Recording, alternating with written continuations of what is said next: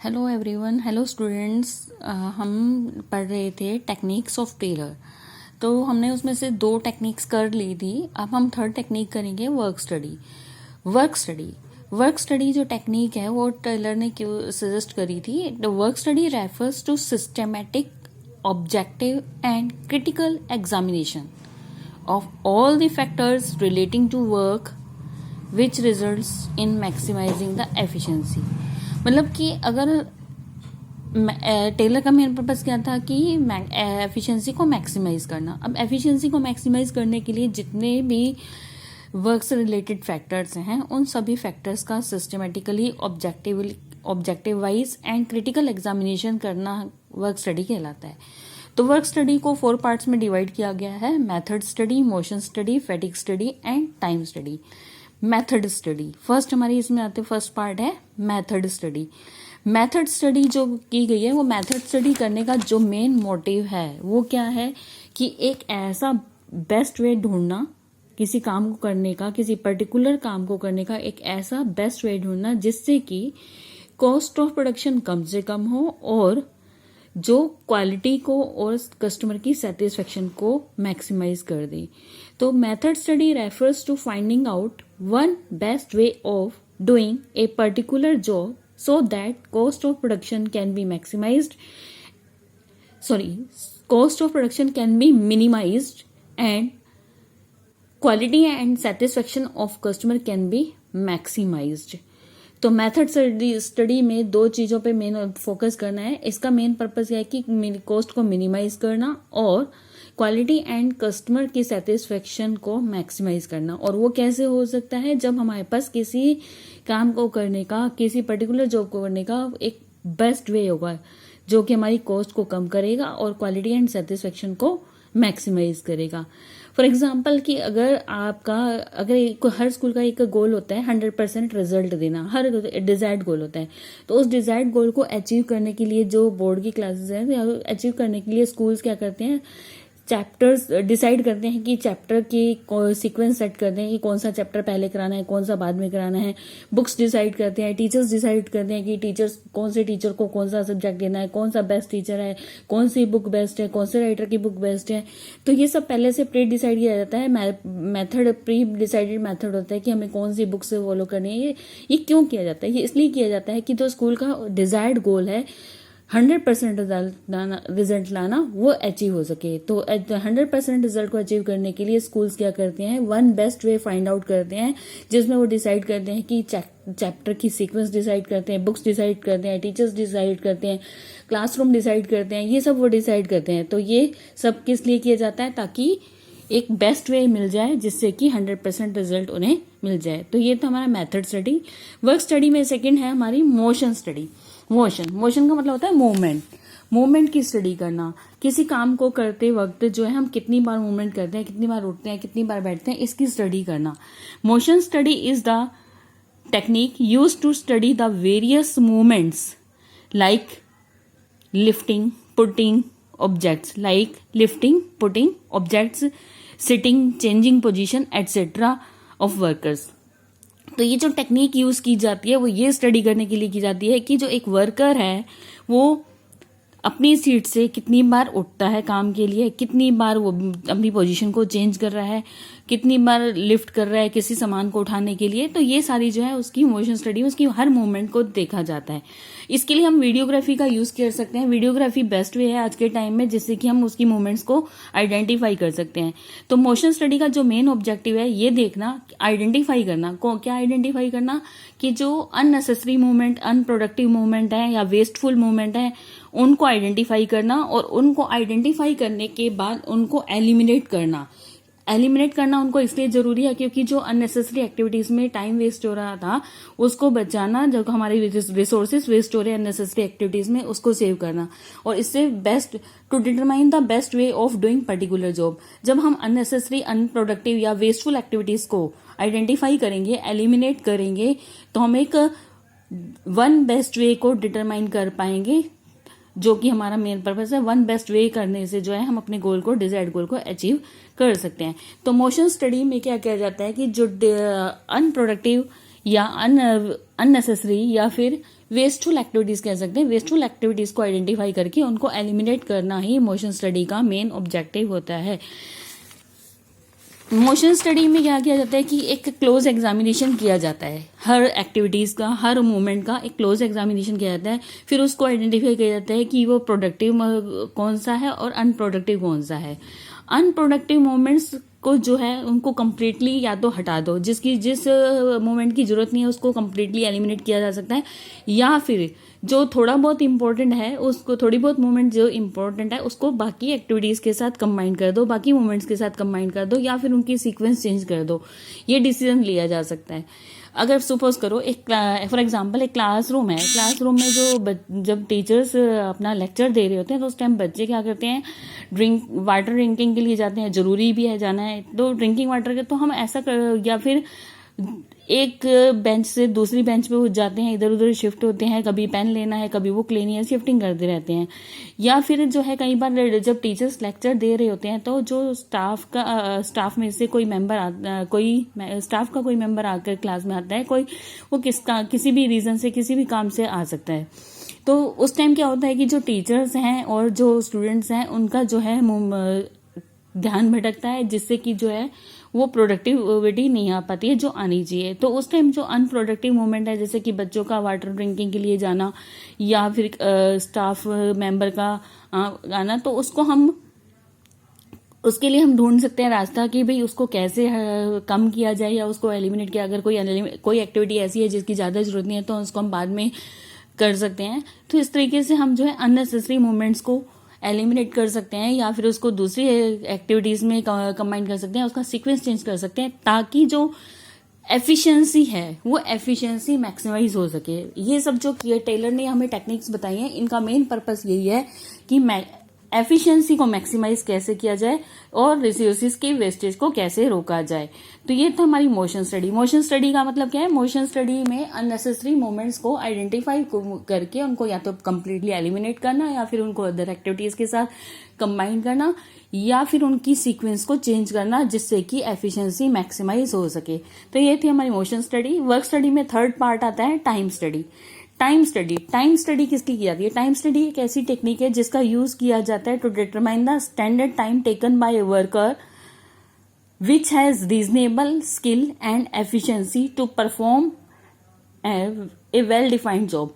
एक वर्कर है, उसको किसी काम को करने में, जो कि हमने उससे पहले से ही काम बता दिया था कि तुझे ये काम करना है, उस काम को करने के लिए जो है एक कितना टाइम लग सकता है, जबकि वो उसके पास पूरी एफिशिएंसी है उस काम को करने के लिए, वो उसके अंदर रीजनेबल स्किल्स भी हैं, एफिशिएंसी भी है, और उसको एक हमने जॉब दे दिया, एक टारगेट दे दिया। अब वो टारगेट जो है देखना है कि वो टारगेट को टारगेट जो उसको दिया गया है, जो उसको टास्क दिया गया है, वेल डिफाइंड टास्क, और उसके पास उस काम को करने की एफिशिएंसी भी है, स्किल्स भी है, तो उसको करने में कितना टाइम लगना चाहिए। एक वर्कर्स जो कि एफिशिएंट है, स्किल्स है, रीजनेबल स्किल्स है उसके पास, और उसके बाद वेल डिफाइंड जॉब को करने के लिए कितना टाइम उसको लगता है काम करने के लिए, वो स्टैंडर्ड टाइम डिसाइड किया जाता है कि कितना टाइम लगना चाहिए। तो उसके लिए क्या जाता है कि जब हम उसको एक्टिविटी दी जाती है काम करने के लिए, और जो वो एक्टिविटी कर रहा होता है, तो हम उसको टाइम स्टडी करने, उसका टाइम चेक करने के लिए जो है स्टॉप वॉचेस का यूज किया जा सकता है। स्टॉप वॉचेस के थ्रू हम जो है उसके टाइम चेक करते हैं कि उसको इस काम को करने में कितना टाइम लग रहा है। Standard time is fixed for whole task. पहले तो हम क्या करते हैं, छोटे छोटे टुकड़े काम जो हमने उसको टास्क दिया है, उसके हर टास्क को छोटे छोटे पार्ट्स में डिवाइड कर देते हैं, उसके एलिमेंट्स में डिवाइड कर देते हैं। तो एक एलिमेंट में कितना उसे टाइम लग रहा है, दूसरे एलिमेंट में कितना टाइम लग रहा है, तीसरे, ऐसे पूरे टास्क को करने में उसका जितना टाइम लगा वो स्टैंडर्ड टाइम फिक्स कर दिया जाता है, कि कंबाइन कर दिया, हर एलिमेंट में जितना टाइम लगा उन सभी टाइम्स को कंबाइन करके एक होल टास्क का स्टैंडर्ड टाइम फिक्स कर लिया जाता है। क्यों किया जाता है? अब हम जो टाइम स्टडी कर रहे हैं, वो टाइम स्टडी में क्या डिटरमाइन किया जाता है? टाइम स्टडी में ये डिटरमाइन किया जाता है कि नंबर ऑफ वर्कर्स हमें कितने आगे चाहिए होंगे, या फिर जो है हमें वर्कर्स के लिए जो है सूटेबल इंसेंटिव स्कीम बनानी होती है। सूटेबल इंसेंटिव स्कीम्स बनाने के लिए टाइम स्टडी हमें करनी पड़ती है कि किस लेबर ने कितना टाइम लिया, उसके हिसाब से ही स्कीम्स बनाई जाती हैं। या फिर हम लेबर कॉस्ट डिसाइड करना कि किस वर्कर को कितनी वेजेस पे करनी है, इसको डिसाइड करने पे भी हमें टाइम स्टडी की जरूरत पड़ती है। तो टाइम स्टडी से हमें का मेन ऑब्जेक्टिव क्या है, ये determine the number of workers to be employed, framing suitable income incentive schemes and determining labor cost, ये इसका ऑब्जेक्टिव है। ये इसमें फॉर एग्जांपल टाइम स्टडी में अब आपको जैसे कि बच्चों को हमने कहा कि भी 30 MCQ आपको करके लाने हैं, तो 30 MCQ करने के लिए जो है 30 मिनट्स का टाइम लगता है। अब आपके पास सपोज करो 1 आवर का टाइम है, अगर 30 MCQ करने के लिए 30 मिनट्स लगते हैं तो 1 आवर का आपको टाइम अलॉट किया गया, तो उस 1 आवर में आपको कितने MCQ करने चाहिए, तो इसका मतलब आपको 60 MCQ करने चाहिए। अगर 60 MCQ आप 1 आवर में कंप्लीट कर लेते हैं तो 60 MCQ जो विद इन 1 आवर आप करेंगे, ये स्टैंडर्ड हमने फिक्स कर दिया कि 1 आवर में आपको 60 MCQ कर लेने चाहिए। अगर कोई बच्चा 60 MCQ 1 आवर में कंप्लीट कर लेता है, इट मीन्स उसने स्टैंडर्ड अचीव कर लिया।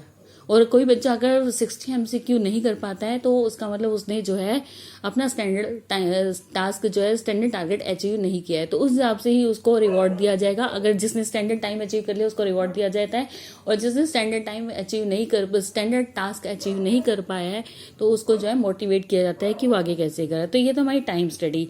नेक्स्ट आती है हमारे फैटिग स्टडी। वर्क स्टडी में लास्ट पार्ट है डी पार्ट, फैटिग स्टडी का मतलब, फैटिग का मतलब होता है टायर्डनेस, कि कोई इंसान काम करते टाइम जो है अगर उसको लगातार लॉन्ग टाइम तक काम करने को दिया जाता है तो वो कितनी देर तक लगातार काम कर सकता है अपनी सेम कैपेसिटी से, मतलब उसकी कैपेसिटी जितनी उसकी काम करने की कैपेसिटी है उस पर कोई इफेक्ट नहीं पड़ना चाहिए, उसको बिना इफेक्ट किए वो कितनी देर तक काम कर सकता है, इस चीज की स्टडी की जाती है कि वो काम करते करते एक कितने घंटे बाद वो थक जाता है, उस कैपेसिटी से वो काम नहीं कर पा रहा जिस कैपेसिटी से उसने स्टार्टिंग में किया था। तो ये चेक करने के लिए फैटिग स्टडी की जाती है। Objective of fatigue study, determine the amount and frequency of rest intervals required in completing A task. मतलब जो हम फैटिग स्टडी करते हैं वो इसलिए करते हैं ताकि हम ये डिसाइड कर सकें कि जो वर्कर्स हैं उनको अपना टास्क कंप्लीट करते टाइम कितना रेस्ट इंटरवल उनको देना है, इसलिए स्टडी की जाती है। ये स्टडी इसलिए जरूरी है क्योंकि अगर कोई भी काम बंदा लगातार कर रहा है और लंबे टाइम से करता आ रहा है तो फिजिकली और मेंटली वो टायर्ड हो जाता है, तो और बोर भी फील होने लग जाता है। तो उसकी बोरियत को उसकी फिजिकली और मेंटली टायर्ड, अगर हम उसको बीच में ब्रेक देते हैं 10 मिनट का 5 मिनट का एज पर रिक्वायरमेंट, अगर हम उसको टाइम टू टाइम ब्रेक देते रहते हैं, रेस्ट इंटरवल देते रहते हैं, तो वो उसका जो स्टेमिना होता है वो दोबारा से रीगेन हो जाता है। जब वो स्टेमिना उसका रीगेन हो जाता है तो वो दोबारा से उसको थोड़े टाइम में उसको ब्रेक दिया जाता है, तो स्टेमिना रीगेन होने से वो सेम कैपेसिटी से दोबारा उस काम में लग जाता है, जिससे कि जो है उसकी एफिशिएंसी मैक्सिमाइज हो जाती है। तो एफिशिएंसी को मैक्सिमाइज करने के लिए जरूरी है कि वर्कर्स को बीच में जो है टाइम टू टाइम रेस्ट दिया जाए। अगर उसे रेस्ट दिएगा तो वो दोबारा से जो है सेम कैपेसिटी से काम कर सकता है, लेकिन अगर हम उसे रेस्ट नहीं देंगे तो वो लॉन्ग टाइम तक जो है काम तो करेगा, लेकिन जिस कैपेसिटी से जिस स्टेमिना से वो पहले काम कर रहा था लास्ट में वो बाद में धीरे धीरे उस काम से नहीं कर पाएगा। और कारण क्या है, अगर आपको टायर्डनेस है, टायर्डनेस किस लिए होती है, क्यों इंसान थकता है, क्या रीजंस हैं टायर्डनेस के, कॉजेस ऑफ टायर्डनेस। अगर लॉन्ग वर्किंग आवर्स तक आप एक ही काम को करते हो तो आप बोर हो जाते हो, टायर्डनेस हो जाती है, या फिर आपकी गुड वर्किंग कंडीशंस आपको गुड नहीं मिली हुई हैं तो भी आप थक जाते हो, या फिर आपके जो स्टाफ मेंबर्स हैं या फिर मैनेजमेंट में और स्टाफ मैनेजमेंट के साथ आपके जो है रिलेशंस अच्छे नहीं है तो आप टायर्ड फील करने लग जाते हो, या फिर अगर पुअर लाइटिंग है, अगर काम करने के लिए आपको जितनी लाइट की जरूरत है उतनी लाइटिंग नहीं है तो आप थक जाते हो, पुअर वेंटिलेशन है, इसलिए तो टायर्डनेस के बहुत सारे रीजंस हैं जिसमें अनसूटेबल वर्क है, लॉन्ग वर्किंग आवर्स है, पुअर वेंटिलेशन है, कॉन्फ्लिक्ट्स है, बैड वर्किंग कंडीशंस है, ये सारे रीजंस है टायर्डनेस के। तो टेलर का कहना था कि जो फैटिग स्टडी है उससे जो है अगर हम बीच में रेस्ट इंटरवल देते हैं तो जो वर्कर्स हैं उसी सेम एफिशिएंसी से सेम कैपेसिटी से काम करना शुरू कर देते हैं। और तो ये फैटिग स्टडी इसलिए की जाती है कि किसी को काम करते टाइम कितना ब्रेक देना है ये डिसाइड करने के लिए फैटिग स्टडी करना। तो बच्चों ये थी तुम्हारी वर्क स्टडी, थर्ड टेक्निक थी वर्क स्टडी। वर्क स्टडी हमने 4 पार्ट किए, method study, motion study, fatigue study, method study, motion study, fatigue study and time study.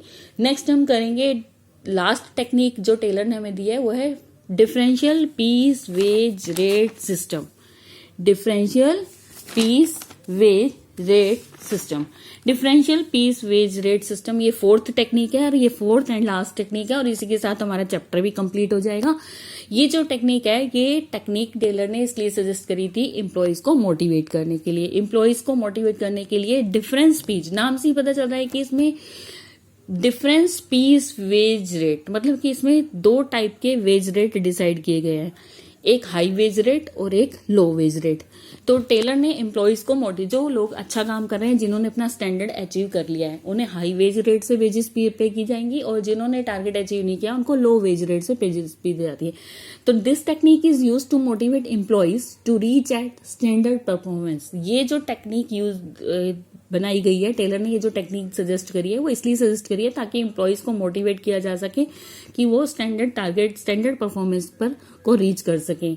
Differential piece wage rate system is a method of wage payment in which efficient and inefficient workers are paid at different wage rates. जो efficient workers हैं उसको अलग wage rate मिलेगा और जो inefficient workers हैं उनको अलग वेज रेट से पेमेंट की जाएगी। Workers are differentiated on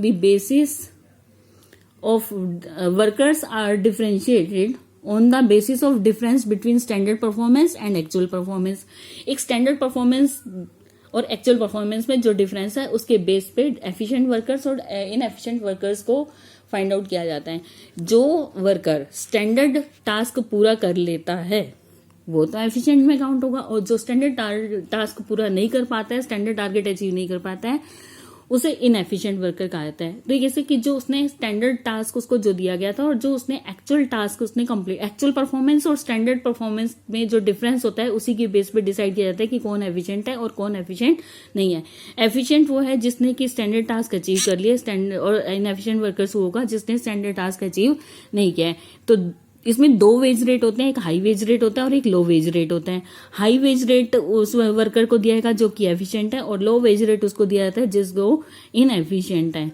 suppose करो कि एक स्टैंडर्ड आपको 100 यूनिट्स बनाने होते हैं 1 घंटे के अंदर। एक वर्कर है जिसने 1 घंटे में 120 यूनिट्स बना दिए, तो उसे तो हम हाई वेज रेट से पेमेंट करेंगे। और एक वर्कर ऐसा है जिसने 100 यूनिट्स नहीं बनाए, उसने सिर्फ 80 यूनिट्स बनाए, तो उसे हम लो वेज रेट से पेमेंट करेंगे। This is a differential piece wage rate system technique which is given by Taylor to motivate the employees who are efficient and to inefficient employees. Motivate to the efficient and inefficient employees कैसे motivate होंगे? जब देखेंगे कि मेरा colleague है, उसको मेरे साथ जो बंदा काम कर रहा था, मेरा फ्रेंड है, उसने अगर अच्छा काम किया है, उसको स्टैंडर्ड अचीव कर लिया है, तो उसको अच्छी वेज रेट मिली। अगर मैं भी अच्छा काम करूंगा, मैं भी स्टैंडर्ड अचीव कर लूंगा, तो मुझे भी अच्छी वेज रेट मिलेगी। इसलिए उसके अंदर भी जो इनएफिशिएंट था वो भी कोशिश करता है कि मैं भी स्टैंडर्ड टास्क को पूरा कर सकूं, जिससे कि उसको भी अच्छी वेज रेट पे। तो बच्चों, ये थी हमारी टेक्निक्स जो कि हमने टेलर ने दी थी। तो इसी के साथ हमारा ये चैप्टर कंप्लीट होता है। Thank you.